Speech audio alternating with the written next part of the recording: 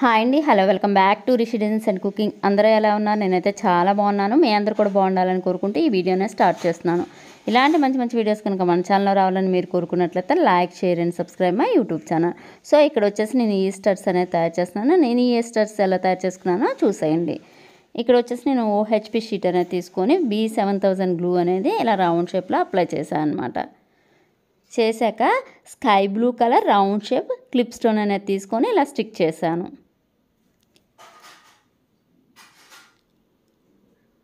ఇలా స్టిక్ చేశాక కుందన్ చుట్టూ నేను చూపించే విధంగా గ్లూ అనేది అప్లై చేసి ఇలా షీట్ని ఇలా తిప్పుకొని ఇక్కడ వచ్చేసి 3 mm రౌండ్ షేప్ గ్లాస్ కుందన్స్ని, వైట్ కలర్ గ్లాస్ కుందన్స్ని స్టిక్ చేశాను అనమాట. ఇలా ఈ క్లిప్కి వచ్చేసి హాఫ్ సైడ్ అనమాట ఇలా స్టిక్ చేసుకోవాలి.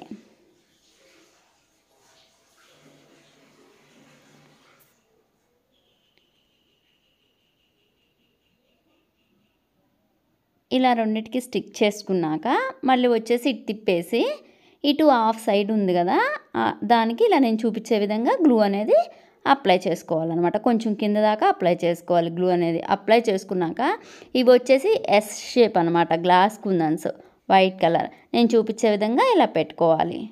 పెట్టుకున్నాక అవి డ్రై అయ్యాక కట్ చేసేసి ఇలా నేను స్టిక్ చేసుకున్నాను అనమాట. ఈ స్టడ్ బేస్ ఉంటుంది కదా, దానికి వెనకమాల ఇలా స్టిక్ చేసుకున్నాను.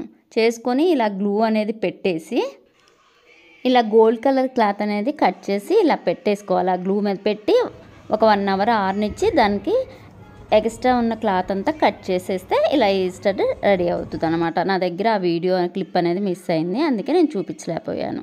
చూసారు కదా ఎంతో అందంగా ఈ స్టడ్స్ అనేది చాలా సింపుల్గా ఎలా తయారు చేశానో. మీకు నచ్చినట్లయితే like, share and subscribe my YouTube channel.